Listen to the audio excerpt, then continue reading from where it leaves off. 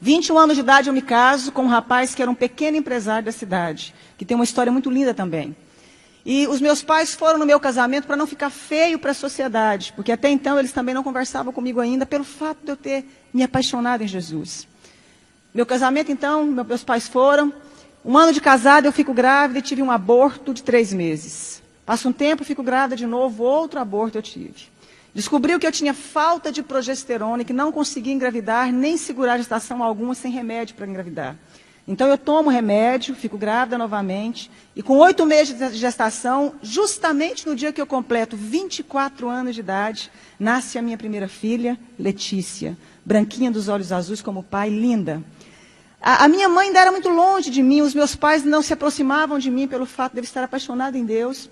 E eu me lembro que a minha mãe, então, foi ao hospital porque era a primeira neta que havia chegado na casa. E neto quebranta muito o coração dos nossos avós, dos pais, né?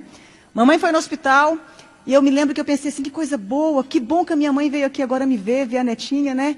E eu lembro que quando a minha mãe chegou, passados uns 10 minutos, pediram a minha menina, a enfermeira me pediu a neném para dar banho na neném e me devolver para me ter alta. A minha mãe, então, sai do quarto, chama a minha mãe, entrega a neném, passa um pouquinho, a minha mãe sai do quarto, chamaram também meu marido, e eu fiquei sozinha. E eu ainda falei assim para Deus, que bom que nada teve que acontecer, porque a minha mãe agora voltou a falar comigo. E ela simplesmente se negava a falar comigo. E eu me lembro que naquele momento, então, entra no meu quarto a chefe da pediatria do Hospital da Mulher em Goiânia. Aquela chefe da pediatria começou a acalentar as minhas mãos como ia me dar alguma notícia. Ela disse, mãezinha, acabou de acontecer uma fatalidade. A sua filha acabou de cair do braço da enfermeira e veio a óbito. Minha primeira filha caiu do braço da enfermeira e veio a óbito. É muito fácil você levar um bebê para casa, mas você levar um caixão é muito difícil, minha querida. Mas eu queria fazer um parêntese aqui e dizer o seguinte, lembra que a minha mãe me falava que eu ia perder um filho como ela havia me perdido para Deus? E eu fazia uma oração que Deus fizesse o que fosse preciso para encontrar o coração da minha família e se revelar a eles. A minha mãe não falava comigo, isso me doía muito. Quando então eu recebo a notícia, a minha mãe já havia recebido a notícia na porta do hospital. A minha mãe sobe as escadarias do hospital, entra no quarto e começa a gritar, filha, me perdoa. Filha, eu queria que você tivesse perdido um filho para as drogas, para o mundo lá fora, mas não nessa fatalidade. A minha mãe começa a abraçar as minhas pernas, beijar as minhas pernas. Mas foi a primeira vez que eu ouvi a minha mãe dizer que me amava. Foi a primeira vez que ela me deu colo.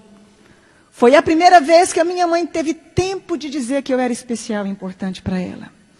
Foi a primeira vez que ela pôde ouvir porque eu havia escolhido caminhar com Jesus. E houve então ali um momento de restauração, de perdão entre eu e minha mãe. Os meus pais voltaram a falar comigo. Eu mandei fazer um exame do corpo da minha filha porque eu já tinha tido alguns abortos. 30 dias depois chegou o laudo do exame. Eu descobri que a minha filha havia nascido sem cálcio e sem glicose. A Letícia jamais iria andar e teria convulsões simultâneas. E a minha médica fala para mim, adota um filho porque você não pode mais ser mãe. Mesmo com os remédios, sua filha veio com problema. E eu disse que eu acreditava num Deus capaz de mudar a nossa vida, a nossa história, a nossa sorte. 1 ano depois eu dei à luz a uma criança linda, perfeita e sadia chamada Angélica. Faz 11 anos mês que vem. 3 anos depois dei à luz a Annelise, tem 8 anos hoje. Mais 3 anos dei à luz ao Cirino Júnior. Todos perfeitos e sadios. Se eu acabasse aqui a minha história, você já poderia dizer que esse Deus é maravilhoso. Eu fui impedida de fazer faculdade porque eu apaixonei em Jesus. Eu lembro que eu escutava uma frase muito comum, que eu ia casar com um pé rapado e com um Zé Ninguém. Com um homem sem futuro, porque não existiam pessoas prósperas no meio que eu convivia. Me casei com meu esposo, ele era um pequeno empresário de fato. Veio o plano real naquela época, os meus pais perderam tudo. A minha irmã, que doutorou na Itália, foi trabalhar, não deu conta de exercer a profissão dela. Os meus irmãos todos ficaram desestruturados junto com os meus pais. E Deus levanta o meu marido com grande prosperidade. Deus começou a honrar um rapaz que até hoje tem a 4ª série colegial. E é considerado o maior empresário no ramo de carro no estado de Goiás. Deus começou a honrar o meu esposo de uma forma sobrenatural. Eu que não tive como me formar, fazer o meu curso superior. Comecei, então, a pedir a Deus que me ensinasse a mexer com o nosso ramo de atividade. Então, comecei a trabalhar com carro com meu marido. Hoje nós temos um grupo de 4 empresas de carro. Temos uma fábrica que eu desenho, sonho com os modelos das roupas, acordo e desenho e fabrico, tem uma grife com meu nome. Né? E como se não bastasse, comecei a fazer programa de televisão falando de Deus. Falando de como sai de crise. Falando de como superamos os momentos difíceis da vida. E aí, autodidata ainda, Deus achou que não estava bom, me fez virar escritora. Tenho 35 livros escritos, 7 deles editados, né? E sou presidente também de uma ONG chamada Mulheres que Fazem a Diferença.